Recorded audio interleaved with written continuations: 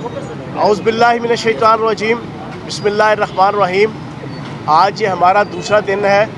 इस वक्त हम शमशाबाद पार्क के सामने मेन मरी रोड के दरमियान बैठे हैं और हमारा बुनियादी एहतजाज का जो ऑब्जेक्टिव था वो ये था कि हमारे लीडर, हमारे कायद और पाकिस्तान के हीरो इमरान खान साहब के ऊपर जो हमला हुआ था कातलाना, उसकी FIR जो है वो इमरान खान साहब ने जो दरख्वास्त दी थी उसके मुताबिक काटी जाए। लेकिन कल जब सुप्रीम कोर्ट के अंदर हेयरिंग हुई तो सुप्रीम कोर्ट ने IG पंजाब को हुक्म दिया था कि 24 घंटों के अंदर FIR काटी जाए और अगर कोई रास्ते की रुकावट है तो हमें अदालत को आगाह किया जाए। लेकिन फिर रात को इन्होंने जो एक ASI की मदीयत में FIR काटी है उसको PTI, पाकिस्तान की आवाम, PTI के कारकुनान यकसर मुस्तरद करते हैं। हमें ये FIR नहीं चाहिए। हमें क्राइम मिनिस्टर के ख़िलाफ़, हमें मूँछों वाले बांदर राना सनाउल्लाह के ख़िलाफ़ जो कातिल आला है, जिसकी हिस्ट्री है कि उसने अपने कारकुनों को भी, मुखालफों को भी फैसलाबाद के अंदर BCO मर्डर किए हुए हैं, हमें तो वो अफराद चाहिए थे जो हमने अपनी दरख्वास्त के अंदर पॉइंट आउट किए थे। तो मैं ये समझता हूँ कि वफाकी हुकूमत, कल भी मैंने 2 दफ़ा प्रेस कॉन्फ्रेंस करके ये बात कही थी कि ग्रेड 21 और 22 के अफसरान डायरेक्टली और इनडायरेक्टली वफाकी हुकूमत के मातहत होते हैं, जो सूबों में काम कर रहे होते हैं। तो उनको प्रेशराइज़ करके वफाकी हुकूमत जिस अंदाज से इस मामले को ख़राब करने की कोशिश कर रही है, हम उसकी पुरज़ोर मज़म्मत करते हैं। हमारा मुतालबा ये है कि FIR वही काटी जाए जिसकी दरख्वास्त इमरान खान साहब की तरफ से आई है। इस FIR को हम तस्लीम करने को तैयार नहीं हैं और अभी पार्टी की लीडरशिप जो तय करेगी कि इसके ख़िलाफ़ अदालत के अंदर जाना है, और जो मेरी इत्तला है कि अदालत के अंदर हम जा रहे हैं इस FIR के ख़िलाफ़ कि हमारी मर्ज़ी के मुताबिक FIR नहीं काटी गई। दूसरी चीज़ यह है कि पूरे पाकिस्तान में और ख़ुसूसन रावलपिंडी में हम कल से एहतजाज कर रहे हैं और इस पूरे एहतजाज के अंदर सिंगल पत्ता भी जो है वो किसी का सरकारी या गैर सरकारी अमलाक का, सरकारी या गैर सरकारी इमारतों का, सरकारी या गैर सरकारी व्हीकल्स का, गाड़ियों का, मोटरसाइकिल्स का, कोई रेहड़ी वाले, कोई छाबड़ी वाले, किसी का नुकसान नहीं हुआ। कल एक इवेंट को मीडिया के अंदर बड़ा हाईलाइट किया गया, इलेक्ट्रॉनिक मीडिया में, और स्पेशली जो बेगम सफदर और आले शरीफ और नून लीग की छतरी तले इस वक्त हमारे 2-3 चैनल बड़ा विजिलेंट वे में काम कर रहे हैं, उन्होंने उस वाक़े को बड़ा हाईलाइट किया। और आज प्रिंट मीडिया में भी कि फयाज चौहान ने थप्पड़ रसीद कर दिया है कारकुन को जनाब पेट्रोल छिड़कते हुए। काश रात को जो यहाँ पर एक वाक़या हुआ, मैं 6 बजे यहाँ से निकला हूँ, तो उसके बाद एक ज़हनी तौर पे डिस्टर्ब शख्स था, वो यहाँ पे खंबे पे चढ़ा और चढ़ के जनाब उसे सीधा जाके तारों को हाथ लगाया। अगर यहाँ पर उसको भी कोई थप्पड़ रसीद करने वाला होता तो वो खंबे पे ना चढ़ता और वो जाके तारों को हाथ ना लगाता। लीडर का काम, माँ बाप का काम, बड़े भाई का काम और क़यादत का काम यही होता है कि बचाना अपनी रियासत को, माशरे को, कारकुन को। तो कल इसी तरीके से वो पेट्रोल की जद में आने वाला कारकुन था, उसको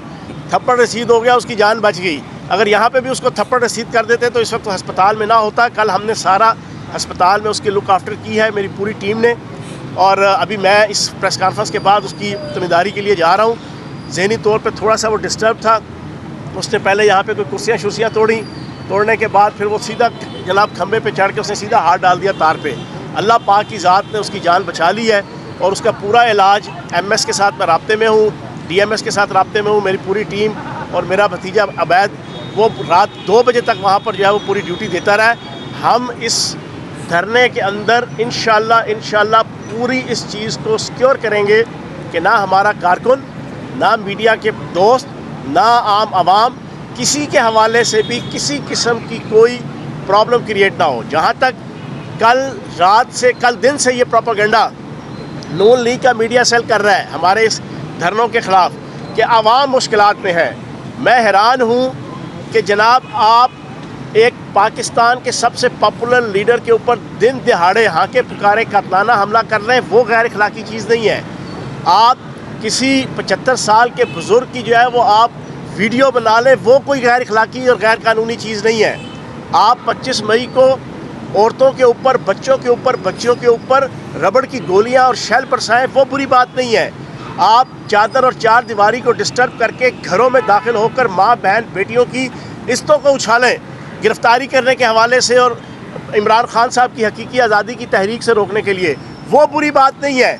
आप मीडिया के ऊपर सेंसरशिप लगाएं और पाकिस्तान की 75 साल की तारीख की सबसे शदीद तरीन,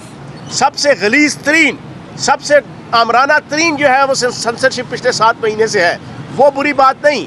आप अरशद शरीफ को जो है वो शहीद कर दें, वो बुरी बात नहीं। आप इस किस्म के 100 ब्लंडर्स करें। आप पाकिस्तान के एटमी प्रोग्राम के ख़िलाफ़ अमेरिकी प्रेसिडेंट जो है वो बात करें और आपका वज़ीर ख़ारजा जो है वो उसका स्पोक्स पर्सन बन के उसको डिफेंड करे, ये बुरी बात नहीं।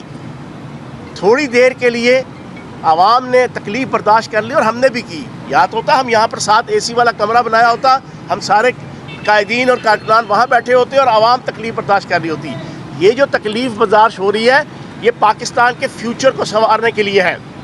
पाकिस्तान के मुस्तकबिल को संवारने के लिए है, पाकिस्तान की आने वाली नस्लों को इन ग़ुलाम और भिखारी नमा उन सियासतदानों से जो डॉलर्स और डीलर्स की गोद में बैठ के पाकिस्तान के फ्यूचर से खेल रहे हैं, पाकिस्तान की रियासत से खेल रहे हैं, पाकिस्तान के एटमी प्रोग्राम के जनाब वो फ्यूचर को जो है वो सस्पिशियस कर रहे हैं, उनके ख़िलाफ़ ये जो जिद्दोजहद है उसमें मैं भी, आप भी, आवाम को अगर कुछ थोड़ी सी तकलीफ़ बर्दाश्त करनी पड़ रही है तो ये एक बड़ी तकलीफ़ से बचने के लिए जो है ये जिद्दोजहद है। तो ये जो नून लीग का मीडिया सेल और हमारे कुछ रिस्पेक्टेबल 2-4 TV चैनल इसको बड़ा हाईलाइट कर रहे हैं, तो मैं उन्हें कहूँगा कि क्या ये अकेला हम जो है ना ये धरने दे रहे हैं? क्या जो पिछले 3.5 साल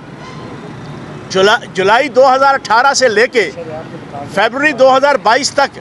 ये जो बिलावल जरदारी और बिला वजह भुट्टो ये जब धरने निकाला करता था और लॉन्ग मार्च किया करता था, क्या उस वक्त ट्रैफिक जैम नहीं होती थी? जब जनाब आपकी बेगम सफदर लॉन्ग मार्च लेकर निकली थी लाहौर से, क्या उस वक्त ट्रैफिक जैम नहीं होती थी? जब मौलवी फजलुर रहमान 2 दफ़ा यहाँ पर धरना लगा के बैठा था, क्या उससे ट्रैफिक जैम नहीं होती थी? उस वक्त तो आप वो कवरेज नहीं करते थे, उस वक्त तो जनाब इस किस्म की खबरें आप नहीं चलाया करते थे। तो जनाब जब भी आपको ये एहतजाज करते हैं मुल्क और कौम की बेहतरी के लिए करें, इंसानियत की बेहतरी के लिए करें, सोसाइटी की बेहतरी के लिए करें, तो ये छोटी मोटी मुश्किलात बर्दाश्त करनी पड़ती है। हम भी अगर पूरी रात यहाँ पर हमारा कारकुन बैठा रहा, सारा दिन हम यहाँ पर टायर और जनाब हर किस्म की धूप, गर्मी, सर्दी, बारिश के अंदर बैठे हैं, तो हम भी अपने पाकिस्तान को, कायद-ए-आज़म के पाकिस्तान को संवारने के लिए, इलामा इकबाल के पाकिस्तान को संवारने के लिए, चौधरी रहमत अली के पाकिस्तान को संवारने के लिए हम यहाँ पर बैठे हैं। और हमारे कायद इमरान खान का एक ही ऑब्जेक्टिव है कि पाकिस्तान के अंदर हकीकी आज़ादी आए, पाकिस्तान के अंदर कोई भी जमहूरियत को अपने पाँव की ठोकर पे ना रखे, पाकिस्तान के अंदर कोई भी आवाम के मैंडेट को, आवाम का जो मास माइंड है उसको अपनी मर्ज़ी और मंशा के मुताबिक चलाने की और ढालने की और अपनी जूती की नोक पे रखने की कोशिश ना करे, और पाकिस्तान की आवाम को 44% महंगाई का सामना ना करना पड़े, पाकिस्तान की आवाम को अपने जोग्राफिए के हवाले से, अलर्ट रहने के हवाले से उनको तैयार किया जाए। ये है इमरान खान साहब की सोच। तो हम मुतालबा करते हैं इस प्रेस कॉन्फ्रेंस के ज़रिए से, आज धरना यहाँ पर रहेगा, हम भी यहाँ पर मौजूद हैं रात तक, और इंशाअल्लाह जब तक FIR के हवाले से हमारी पार्टी की मर्जी लीडरशिप कोई पॉलिसी नहीं दे देती और उसके अलावा फ्रेश, फ्री और फेयर इलेक्शन अनाउंस नहीं होते, इंशाअल्लाह रावलपिंडी के कारकुनान और आवाम अपनी इस जद्दोजहद को जारी रखेंगे। और आखिरी बात, हम अपने कायद इमरान खान के इस्तकबाल के लिए जो लॉन्ग मार्च की सूरत में रावलपिंडी में दाखिल होगा, हम उसके लिए बेताब हैं और रावलपिंडी की आवाम इंशाअल्लाह भरपूर तरीके से उसका इस्तकबाल करेगी।